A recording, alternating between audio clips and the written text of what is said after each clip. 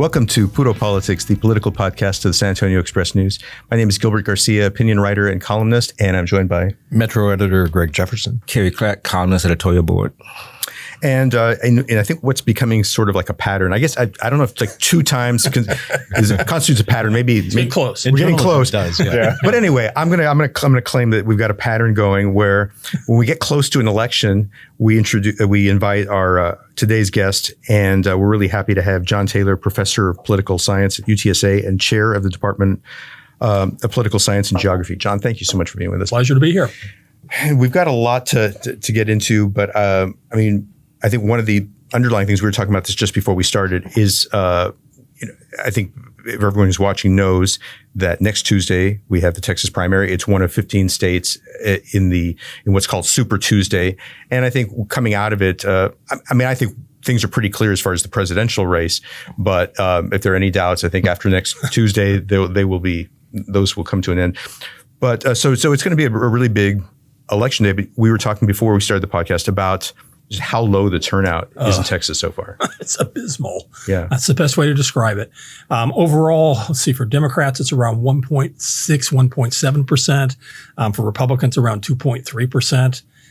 It's absolutely demoralizing if you're a political scientist who encourages civic engagement and encouraging people to get out and vote. We're just not seeing it. Yeah. And it's so much of turnout in primary races has to do in presidential election years has to do with what's going on in the presidential race. I mean, we all remember in 2008 we had Barack Obama versus Hillary Clinton in the Democratic primary, and there was a lot of energy. Oh yeah, really high turnout. Sure, and we've got presidential contests that are pretty much in the bag, if not. Settled. We can talk to Nikki Haley about that, but they're settled. Let's be honest. And so the result is that, and don't take this the wrong way, this year's primaries are just not sexy. Yeah. Now, the 9 candidates in the Democratic race for U.S. Senate might disagree with that, but we're gonna, they can take it up with us later. But I think that probably is the most interesting race in Texas. It's debatable whether any Democrat can beat Ted Cruz in November, and that's when we invite you back. Then we can talk about that. Absolutely. But there is a 9-candidate race on the Democratic side for the U.S. Senate. We've got San Antonian Roland Gutierrez, state senator, and Colin Allred, the Dallas congressman. I think these are probably the 2 candidates that people are focusing the most attention on, and so right behind lurking behind this race is the turnout issue, and you can talk a little bit about how what impact you think that's going to have. But when you look at Colin Allred versus Roland Gutierrez, how do you think this is shaping up? Well, right now it's shaping up obviously as a runoff. I don't think there's any way, shape, or form we're not going to see a runoff. The question is turnout, as we've mentioned before, but it's also a case of temperament and the approach to this race. Gutierrez is much more of a Democrat, I think, who is willing to be, for want of a return, a fighter, feisty. Allred is much more cool, more laid back. And the question is for Democrats, do you want somebody who's going to fight the Republicans? You're going to have somebody who's going to really battle Republicans. I don't know if Allred gives that off as much as Gutierrez does. The problem with that is that how do you translate that into a general election? Versus Ted Cruz, who is going to go after every little minuscule point of both of these major candidates. I think of Gutierrez and the issues related to his tax liens.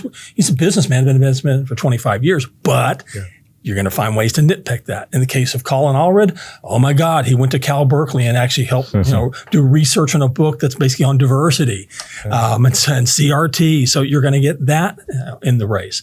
But between the two, I think one of the issues that stood out is the fact that Colin Allred did not vote regarding abortion, if I recall correctly, or was it gun rights? One of the two. And so there is that little difference between the two. But here's the thing to keep in mind. There are other candidates in this race. There's a state rep from the Dallas area. There's a former county prosecutor from Nueces County who will have an impact on turnout and, in fact, likely be the people to push this into a runoff. My big fear for the Democrats is that wash, rinse, repeat, hope springs eternal. Can you actually find somebody who will be well-financed enough and viable enough to take on Ted Cruz in November? That would suggest to me Colin Allred. He's gotten a lot of outside money, particularly from national Democrats, much more so than Roland Gutierrez. And you see, if you've been watching television in San Antonio, he's all over the air now in the mornings and the evenings for television news programs. Yeah. Allred is. You don't see it for Gutierrez. You see Gutierrez on social media. You see him in YouTube, but you don't see him over the air broadcasting. So do you think the low turnout helps? If we look at this and say Roland Gutierrez certainly has less money than Colin Allred, maybe his vote ceiling is lower at this point, that the low turnout maybe works to his advantage? It could actually. You think about, and again, not to do a comparison, but there is a comparison here. Turnout wasn't very good in 2012 on the Republican side when you had Ted Cruz, an unknown Texas, Solicitor General, running against a well-financed lieutenant governor. What happens? Ted Cruz finishes second, gets into the runoff. He lucks out because it's a longer period for the runoff and beats Dewhurst. Could we see the same with Gutierrez? It's always possible. It's not outside the realm of possibilities. One would assume, conventional wisdom would assume, Allred eventually wins this thing. My great fear for Allred is, does he have the fire in the belly to go after Ted Cruz as hard as you have to go after him to win in November? How important is location in this? Allred coming up in the Metroplex. Right, the Dallas yeah, and you have a much smaller base in San Antonio, which is what Roland Gutierrez has. That's going to hurt. I think that is going to hurt because, again, you ask Democrats outside of San Antonio, have you even heard of Roland Gutierrez? The answer is you probably have if you've heard about Uvalde. That's it. Mm-hmm. For Allred, same thing. He's an unknown person outside the Dallas area. Even in Dallas, he's not well known. He's more well known for playing football for the Titans and for the Cowboys than he is anything else. And playing college football at Baylor. I think he has a compelling story. I think if he makes it to the general election, he had to do the Jack Kemp thing. And you got to. Every other sentence is, when I was in the NFL. Exactly. He kind of does that now, though. But I think in the case especially of either one, we'll use Allred. Allred has a compelling story. Single mom, low income, right. Basically worked his way up to where he is now. In the case of Gutierrez, same thing. Self-made man who built businesses and has been a business person and knows how to meet a payroll, unlike Ted Cruz, the last 25 years. Yeah. I want to move to U.S. District 23, which is a district that and look at the Republican race there. Sure. This was probably the ultimate swing district in Texas for a long time. It would flip back and forth. And because of some redistricting, it's more solidly in the Republican camp. So I think a lot of the interest is what in the Republican primary, because you got Tony Gonzalez, who I believe was censured at one point by the he was censured last year by the State Republican Party, and is I think is kind of an interesting example of someone who's kind of trying to thread the needle between what the base wants, which is that sort of red meat, MAGA red meat, and trying to be kind of more of the traditional conservative. He's got 4 primary opponents. We had a couple come to the editorial board. One of the ones who didn't come was Brandon Nedetta, who I think a lot of people are looking at, because this is someone who's known as the AK guy. He's a super gun zealot. Maybe is that too hard? That's a good way to describe it. And he has more than 361,000 followers on X, which I don't know what that translates into votes, but I would be nervous if I were facing that. I'd be a little nervous. I'm surprised Gonzalez hasn't gone after him for being a carpetbagger. He barely has lived in the state of Texas. Yeah. That said, Gonzalez has a couple of other, I would say, more at least traditional opponents, which he should be worried about. One was a former border agent. One was a former FBI agent. Yeah. So what does Gonzalez do? Watching his TV ads, he's doing a story of a young woman whose mother and daughter, I think, were killed, if I recall correctly. He's hammering the whole border issue, border security. Because they're making him out to be soft on the border. And that's, by the way, one of the points that the Republican Party went after Gonzalez on was he was soft on the border and border security, and he supported marriage equality. One of a few Republican House members who did. Yep. Nobody's mentioned that part. They're all mentioned border. And what does Gonzalez do? He's doing what every Republican's been doing lately, which is to do border security theater. Go to Eagle Pass, stand there with law enforcement, show that you're tough on this. And at the end of one of Gonzalez's commercials lately, he has this young blonde girl that's basically the face of the end of his advertisement talking about border security. It's just this whole emphasis on about I mean, I'm not trying to say scare tactics necessarily, but most assuredly, this just insane focus on border and border Well, issues. that is the most the powerful. issue. I No mean, question. we've talked to, around the office about this, and I just believe, and we'll get more into the presidential race later, but I always feel, aside from the age issue, which Biden can't really do anything about, other than just trying to show people that he's fit. magically go back in time. Yeah, that's right. But I think the big issue, the one that really kind of hangs over him, is immigration. It is. There's no question it is. In the case of Joe Biden, and with all due respect to the president, he and his administration lost focus on the border. Yeah. They just did. Yeah. They missed what I think was an opportunity to talk at length about not just border security, but about the idea of creating pathways to citizenship and to try to contrast it in a way compared to Donald Trump, who's talking about creating camps and deporting 20 million plus people, for God's sakes. Well, there was also the thing where Biden, and I think this is an example of what people do in primary races versus what they do in general elections, or when they're actually governing, which is in a primary race with a lot of progressive opponents, he was saying, if you're seeking asylum, we welcome you, come. Sure. And, it's a nice message. But as president, I don't think he's really wanting to put that out there necessarily. And I would agree with that. And that's the thing. I mean, people tend to need to realize is that in primary races, Republicans go to the hard right, Democrats tend to go to the middle, if not far left at times. And then you move back to the middle for a general election. The question is trying to convince people that you actually are sincere about moving back toward the middle. Do you think any of Gonzalez is under any real serious threat here from any of these opponents? If it was the old district before redistricting, I'd say absolutely he would be in trouble. This district, which is now a plus, I think the last numbers were like plus 15, plus 17 Trump, I got my doubts. But even in the primary, I think he's okay. Now he might not hit, 65% or so, or 60%, but it would be a major surprise, I think, to see Gonzalez not win the primary without a runoff. Is it possible? Yeah. It's not Herrera, I can tell you that. I got my doubts on Herrera being much of a factor personally, but I could be wrong. I admit to being wrong. I thought the 49ers were going to beat the Chiefs, so what do I know? Well, it does seem like he's more of a social media presence than an actual He is. I think he very much is, and it's one of these things, pardon me for using this, it's almost a grift that he's using this as an opportunity to then showcase himself, build up a .com. Therefore, all of a sudden, he's doing the speaker circuit stuff with Turning Point USA and all these organizations. I see a lot of that. Yeah.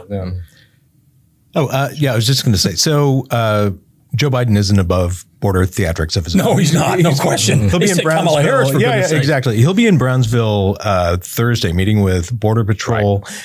And presumably he's going to be attacking Republicans for, sinking the bipartisan compromise in Congress a couple of weeks ago. What does that tell you about where Biden's head might be at? He's worried. In his campaign. He's definitely worried that he's looking weak, that this issue is not, people need to realize immigration and border security is not just a Texas issue. You're seeing this resonate in races as far north as New York. The special election to replace George Santos, that issue came up in that race. So if it's coming up in New York State, not that we have a lot of border security issues with Canada, but nonetheless, if it's coming up in New York, it's coming up elsewhere in the country. For goodness sakes, you've got governors from South Dakota to Oklahoma and elsewhere sending National Guard units to assist in Greg Abbott's, fight against the federal government, Eagle Pass. Well, how much credit do you give Greg Abbott for his busing program? I mean, he really ratcheted this up over the last year. He ratcheted up big time. The amusing part is he actually did the work of what migrant support organizations would have done, which was to assist to get them to the right location. But he did it in such a ham-fisted way that he looks, cruel, heartless, what have you. The thing that I think is a concern to me is just the sheer amount of money we have spent. He can make the argument, the federal government's dropped the ball. No, it really hasn't. It's doing its job, which is to interdict and to send people back. Their job is not to create massive barbed wire fences around a little tiny part of Texas where a mile down the road you can walk through with nothing whatsoever, be apprehended and then sent back. I mean, but this is I think a larger thing. Greg Abbott is trying to increase his national footprint. He just simply is. He's won 3 terms as governor. He has been successful in 3 landslide elections. One can make the argument he's auditioning for vice president under Trump. Yeah. I was going to ask you about where you see his future. I just keep thinking Tim Scott is because he's just working so hard for that VP dog, and I'm just like I'm almost feeling like oh my god, keyword ridiculously. Yeah, thank you.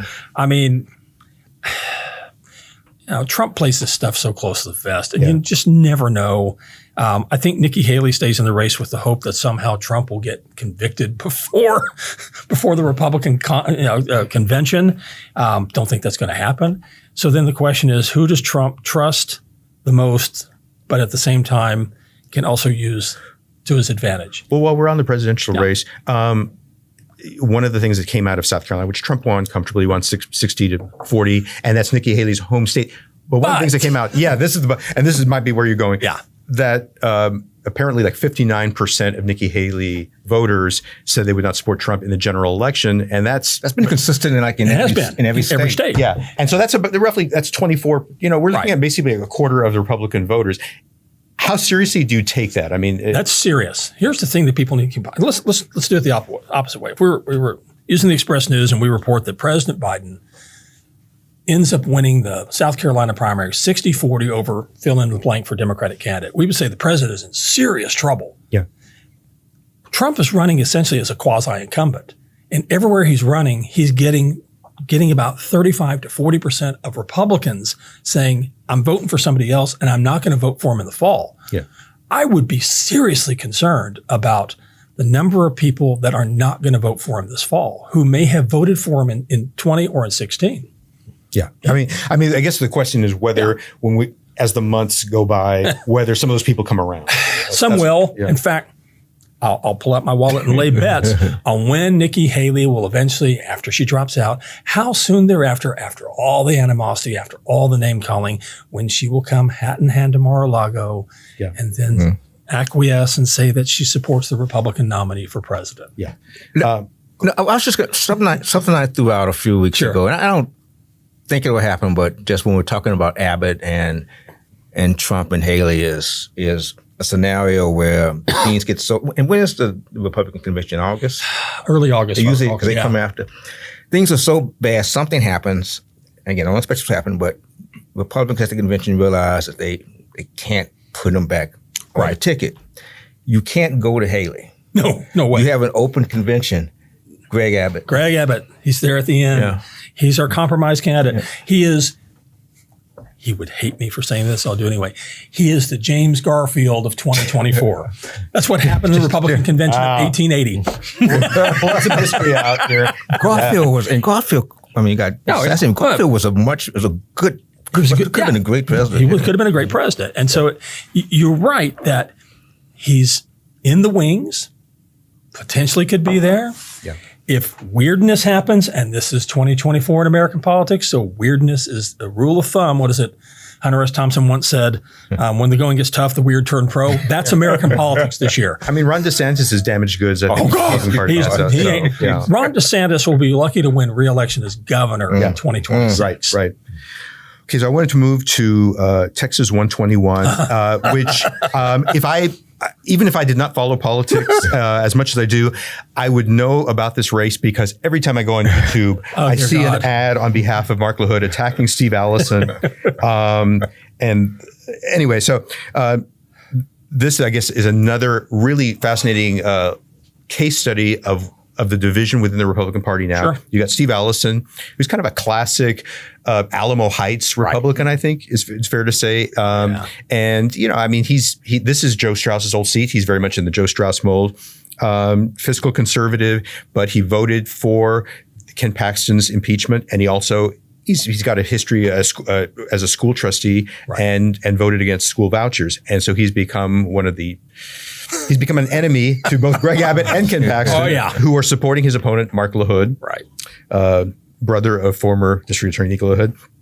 And there's so much money behind Mark LaHood. And the ads are always Steve Allison, too liberal for Texas. Steve Allison is against parents and school choice. And he's also soft on the border and everything. That one seems a pretty flimsy one. But what do you think's happening here? Apparently Allison is woke as well. He's woke. Oh yeah, those ads I've seen too. It's just, I live in his district. So full disclosure, I am getting, in fact, Kayla Harris interviewed me about this Yes. part of it and the number of ads that, particularly the mailers that are coming out. It is a constant barrage between Allison and LaHood sending out this stuff. Just it's a blood feud is what it's become. Yeah. And this morning I'm watching local TV and I'm seeing an attack ad by Allison calling Mark LaHood a liberal because he used to vote Democrat at one time, voted for Joe Biden, and voted for the woke agenda. And then you got an ad almost succeeding it that says, Steve Allison, too liberal for Texas, hates and basically is opposed to parental choice, voted for the woke agenda with DEI by supporting legislation, voted to fund illegal immigrants, which, by the way, was part of the budget that a certain governor signed, but we won't get into that. And who was the sponsor of that ad? Greg Abbott campaign. You're seeing these across the state. Greg Abbott came to San Antonio. He went did. to the barn door. This is Greg Abbott and Ken Paxton separately. Their revenge tours is what this is becoming. For the 21 Republicans in the state house who voted against vouchers, they have been mercilessly targeted by Greg Abbott and by various third-party groups and organizations, particularly school choice ones, who have been just dumping on these candidates. There's ads. The other race that's been in particular was Kemple versus Schoolborn, out in Seguin. Mm-hmm. Same thing.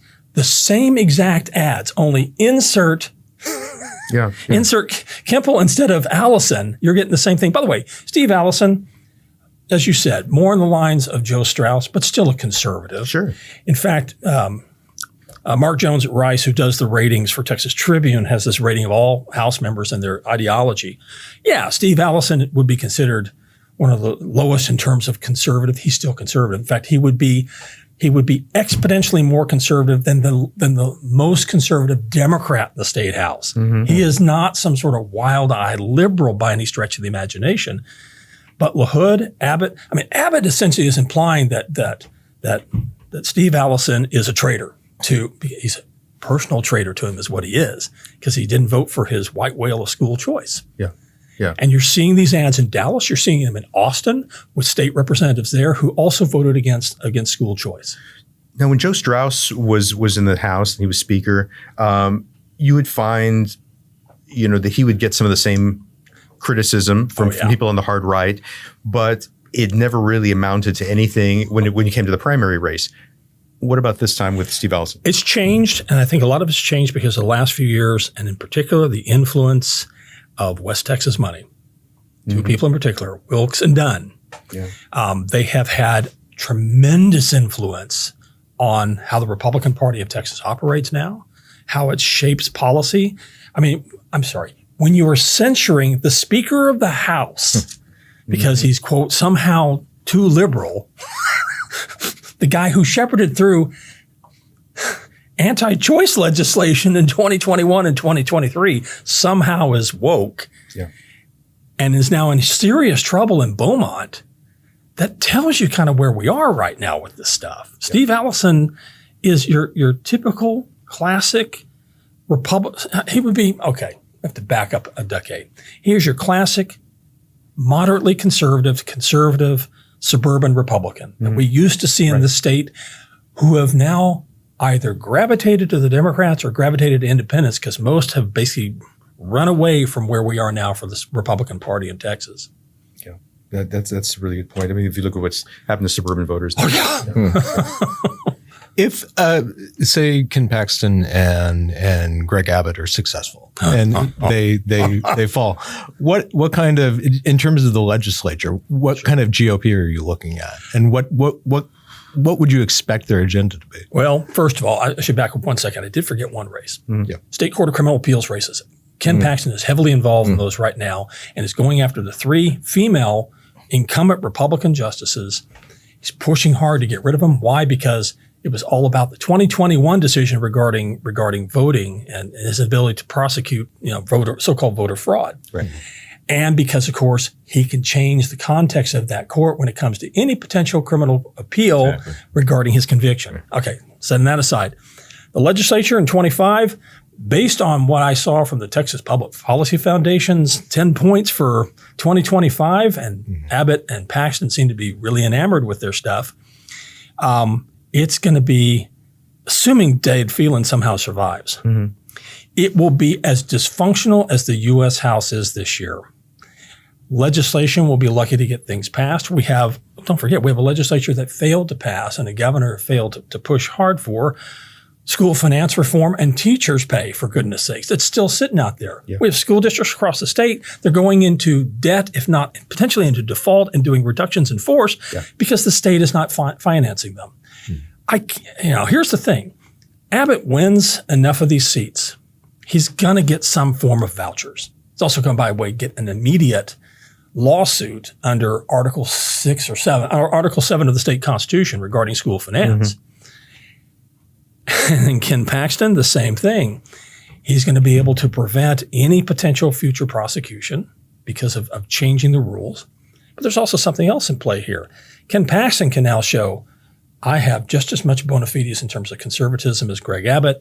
If I survive my trial in Houston, I've now well positioned myself for 2026, either against John Cornyn, more likely, or if Greg Abbott is already at this point vice president or president, I can now run for governor. Welcome to Texas politics. Democrats, congratulations. You were not in this ball game at all. I think I might have to take a long nap right now. That's a lot. That's a lot to deal with. Yeah, sorry, man. But we go back to the Democrats. Where are they? The answer is they have some people on the bench. Yeah. But they've been so unsuccessful at getting any traction. And I don't know. Why? Why is it? That's a good question. I think part of it is recruitment. Part of it is a focus on certain kinds of races, a focus on, to be honest, the leadership of the state Democratic Party. I'm not advocating it, but perhaps there needs to be a revisiting of who's in charge. New leadership, new fresh blood, new approaches, more aggressive approaches. Texas is a massive contributor to national Democratic causes without getting that return on investment back in Texas. That has to change for Democrats. You've got to start recruiting much more heavily and literally flood the field. God help me for mentioning him. Howard Dean, run everywhere for every race.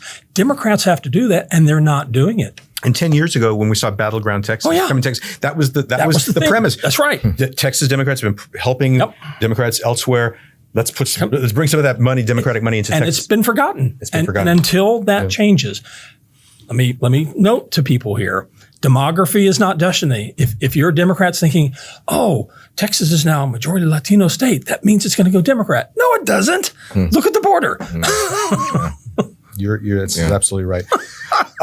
Want to talk a little bit about Texas House District 118, which is, I think, the one San Antonio area district that is maybe in play in November. Maybe. This was, I think, a Democratic-leaning district for a long time, and through redistricting, it's. I mean, we have a Republican in there, John Lujan, but also with redistricting, it's. What is it? Is it? Would you say it's a 50-50 district now? It's considered to be a 50-50 district. In fact, if you look at the numbers, I think it's a +2 Biden, if I remember right, which makes it a purple district. John Lujan, I mean, he ran several times. I mean, he actually won 2 special elections. Never got to serve because the legislature never met. Yeah. So he was a legislator in name only, no offense to him. But he actually got to serve this last time. And I think Republicans are going to do their best to try to maintain the seat because, let's be honest, Bexar County has shifted most assuredly from purple to blue. Yeah. And so if you want to have any sort of foothold still in Bexar County, you've got to win this district. The Republicans tossed in a ton of resources in 2022 to make certain that Lujan would survive. And this is interesting because he did vote for vouchers, but he also voted for Ken Paxton's impeachment. Right. Unless I'm missing something, I don't think he's being targeted in the same way. No. Maybe because they think we just want to have a Republican That's in there, exactly and he's maybe as conservative as we're going to get. Yeah, I would 100% agree with that. They know that. I mean, let's keep in mind, Republicans only have a 9-seat majority in the state house. Yeah. So, do you take the Ronald Reagan approach of, he supports us 80% of the time, therefore he's a friend, or are you going to go against him? I think in this case, they're taking the Reagan approach. On the Democratic side, I think the two candidates who we've been looking at are Christian Carranza, who's worked on a bunch of Democratic campaigns as a consultant. She worked on, I think, on Julian Castro's presidential campaign. Just has a series of races that she's Gina Ortiz Jones and others, and then she's going up against Carlos Quesada, who's a former district court judge. What stands out to me about this is that it seems like the kind of old school Democrats are getting behind Quesada. You're seeing Nelson Wolf, Tommy Atkinson. You're seeing Joe Farias, who was a former state representative in that district. On Christian Carranza's side, it's like the young progressive activists. How does that play out? Who turns out? It's the biggest question. And no offense to my students who are listening, younger voters don't turn out as much. So unless you're going to get younger turnout and in particular attract younger, more progressive voters, which was the problem the last time in this district, plus the special election in this district, you got to think that the old school candidate's going to win. What chances would you give either of them against Lujan? I think they got a good chance. The reason why, again, is because it's such a marginal district. Again, how well known actually is John Lujan in his time as state rep?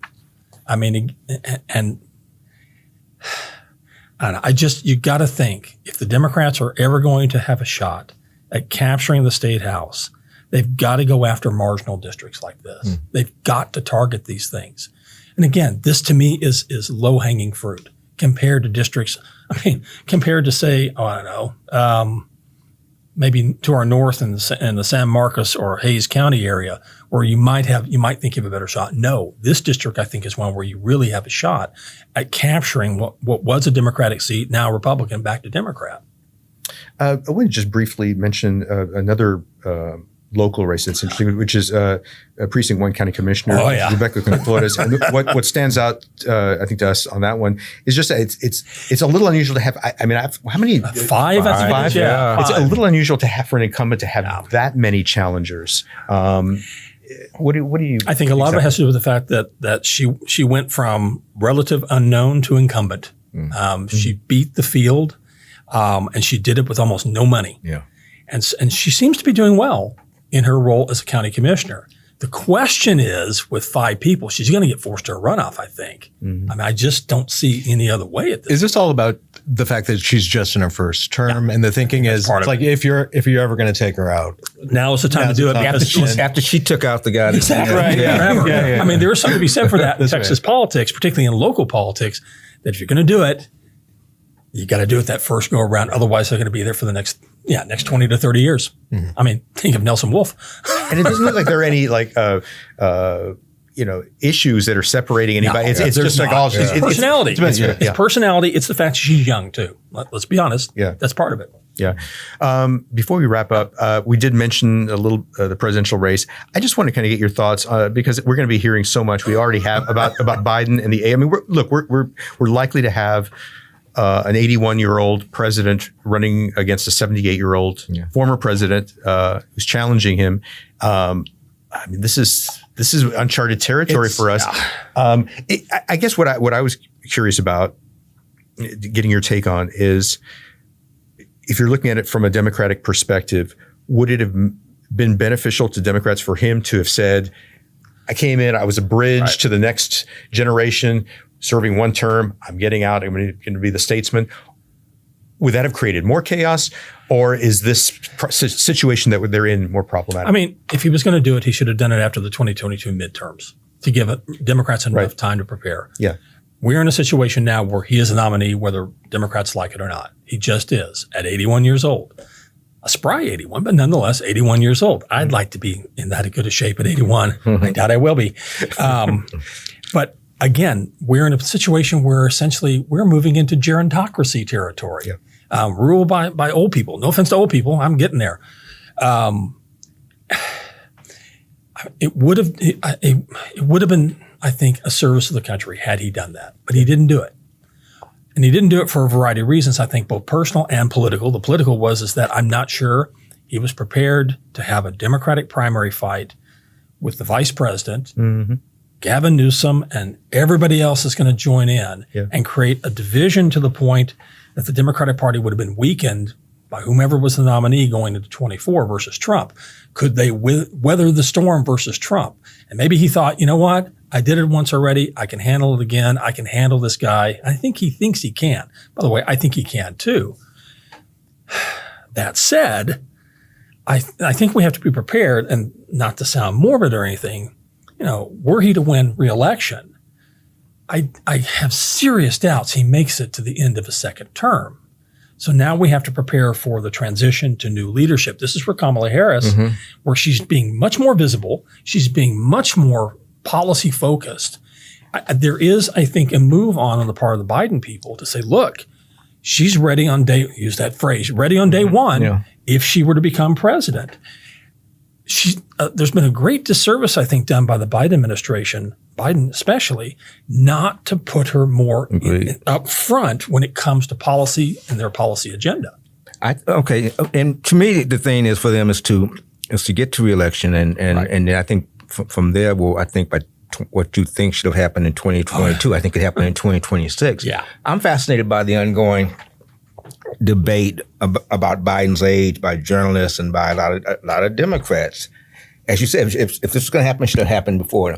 Because now they never really laid out how are we going to do this. Now there's a great bench. I mean, you've got Whitmer, you've got Newsom, you've got Shapiro, you've got Warnock. But everyone that always mentioned these, they always ignore Vice President Harris. Yeah. So I don't see this. I mean, I just don't understand how the thinking is. Well, you're not going to have a complete mess, and you're going to piss off a lot. You're going to piss off the biggest, most loyal constituency, Black women. I mean, the only way you can do this, is to bring Michelle Obama exactly right. into this. I would not disagree. I don't think that's going to happen. It's not going to happen. I don't think she is interested. Michelle Obama versus Greg Abbott. Oh my God, that would be insane. Here's the thing that we don't think about: the other side, the guy that's going to be 78 years old with 90 plus indictments. Yeah.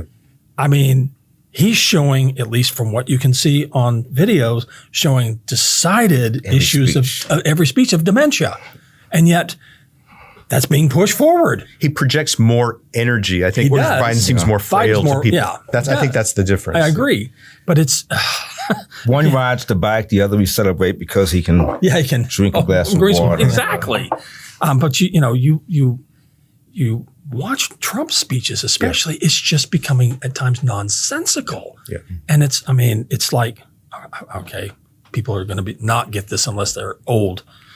Chauncey Gardner, being there, where he's essentially using, various phrases and ideas about the garden and such. Yes. That's almost becoming Trump now. Chauncey was much smarter. I don't disagree. I think he was much insightful. I think he was. Yeah, he was more concise. There's no doubt about that. But I mean, there is, I think, rightly so, a worry about either one of them being elected. But here we are. And we are going to end up in an election that's going to be like 2016 in the respect that you're going to have high negatives for both candidates. Yeah. And I'm old enough to remember when Ronald Reagan running for re-election at 73 was having to answer questions about, is he too old? Is he too old? Is he? And here we are in our 80s. Oh my God. Maybe that's a good thing, as in showing how much more health has improved in this country, in particular life expectancy in the United States. Yeah. There we go. That's a good way of looking at it. Jon, thank you so much for being on the podcast. We really enjoyed it. And everyone, if you haven't had a chance to get out and vote, please do so. Bring those low turnout numbers up a little bit. And we'll be back next week. And I think the plan is to do like a wrap up of next week's results. So anyway, hope you all are doing well. And we'll be back next week. And happy birthday to my mama. Oh. Yeah.